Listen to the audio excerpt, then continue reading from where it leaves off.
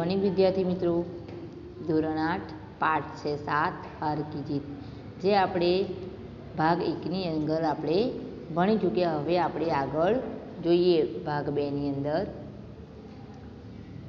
બરાબર, આપણે બાબા ભારતી જે છે તેનો ઘોડો ખડકસિંહ લઈને જતા રહે છે, ત્યાં સુધી આપણે આવ્યા હતા. હવે જોઈએ આગળ. મગર એક બાત સુનતે જાઓ. खड़क सिंह ठहर गया. बाबा भारती ने निकट जाकर उसकी और ऐसी आंखों से देखा जैसे बकरा कसाई की ओर देखता है. बराबर, તમને ખ્યાલ છે પહેલા ભાગની અંદર મેં તમને જણાવ્યું હતું કે બાબા ભારતીનો ઘોડો ધોકેથી લઈને જવાની તૈયારીમાં છે ખડકસિંહ, અને ઘોડો ઊભો રખાવે છે અને એ ઊભો પણ રાખે છે. બાબા ભારતી પાસે પણ જાય છે અને કહે છે જાણે કસાઈની જોડે એમનો સુલતાન જઈ રહ્યો હોય એવું એમને ફીલ થતું હતું. ફિર કહા યહ ઘોડા તુમ્હારા હો ચુકા. એટલે બાબા ભારતી કહે છે કે આ ઘોડો હવે તારો થઈ ગયો છે. મેં તુમસે હિસે વાપસ કરને કે લીએ નહીં કહુંગા, કે તું મને પાછો આપી દે એવું તને હું નથી કહેવા માગતું, પરંતુ ખડકસિંહ કેવલ એક પ્રાર્થના કરતા હું, ઉસે અસ્વીકાર ના કરના, નહીં તો મેરા દિલ તૂટ જાયેગા. હું તને એક પ્રાર્થના કરું છું, તું એનો અસ્વીકાર ના કરીશ એ તો મારું દિલ તૂટી જશે. બાબાજી યાજ્ઞા કીજીએ. બાબાજી કહીને કે તમે મને યાજ્ઞા કરો, હું કરીશ. મેં આપકા દાસ હું, કેવલ યહ ઘોડા ના દૂંગા. તમારી બધી વાત માનીશ, પણ હું તમને આ ઘોડો પાછો નહીં આપું. અબ ઘોડે કા નામ ના લો. હવે બાબા ભારતી કહે છે તું હવે ઘોડાનું નામ ના લે. तुमसे इसके विषय में कुछ ना कहूँगा. मेरी प्रार्थना केवल यह है कि इस घटना को किसी के सामने प्रकट ना करना. એટલે કહે છે કે આ જે ઘટના બની તે મારી રીતે જુઠ્ઠું બોલીને તે ઘોડો લઈ લીધો, બરાબર, એ તો કોઈની સામે કહેતો નહીં એ ઘટના. खड़क का मुंह आश्चर्य से खुला रह गया. उसका विचार था कि उसे घोड़े को लेकर यहाँ से भागना पड़ेगा, परंतु बाबा भारती ने स्वयं उसके कहा इस घटना को किसी के सामने प्रकट ना करना. इससे क्या प्रयोजन सिद्ध हो सकता है. खड़क सिंह ने बहुत सोचा, बहुत सिर मारा, परंतु कुछ समझ ना सका. हार कर उसने अपनी आंखें बाबा भारती के चेहरे पर गड़ा दी और पूछा बाबाजी इसमें आपको क्या डर है. એટલે ખડકસિંહને કહે છે કે તું આ આપણે જે વચ્ચે વાત થઈ એ કોઈને તું જણાવતો નહીં. એટલે મનમાં વિચારે છે બાબા ભારતી આવી રીતે કેમ કીધું હશે. એટલે પછી એ પૂછે છે કે આવું તમને શું બીક છે, એવું પૂછે છે ખડકસિંહ.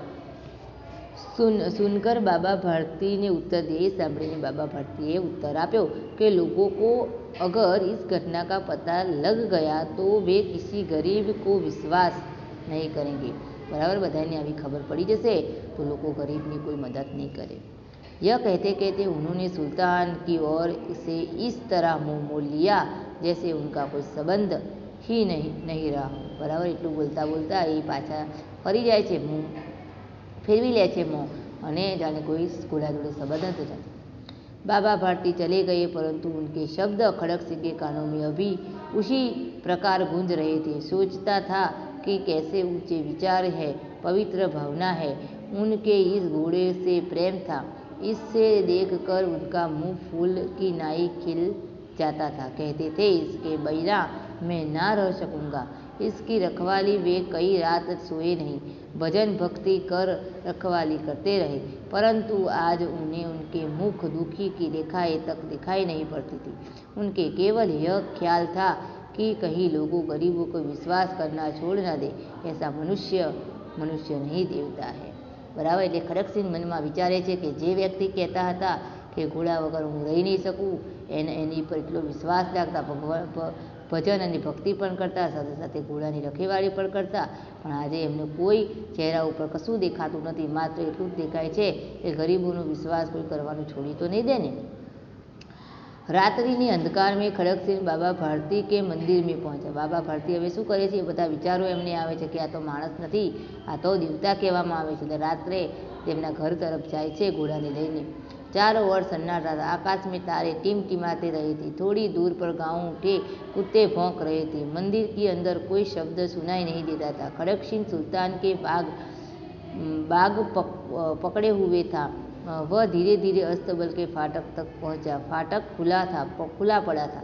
किसी समय यहाँ बाबा भारती स्वयं लाठी लेकर पहरा देते थे, परंतु आज उन्हें किसी चोरी किसी डाके का भय न था।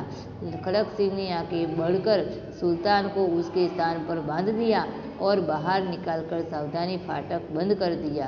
इस समय इसकी आंखों में नेकी से आंसू थे। बराबर खड़क सिंह શું કરે છે? રાતનો સમય છે, કૂતરા ભસી રહ્યા છે, તારા ચમકી રહ્યા છે, એવાની અંદર રાતના સમયની અંદર જ્યાં ઘોડો મૂકતા હતા તે ફાટક ખોલીને ઘોડામાં ત્યાં બાંધી દે છે અને એ સમયની આંખમાં नेकीના આંસુ આવી ગયા હતા।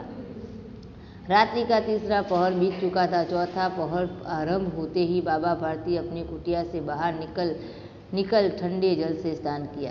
बराबर चौथा पहરની અંદર વહેલા ઉઠીને તે ठंडा पानीથી बाबा भारती स्नान करे छे।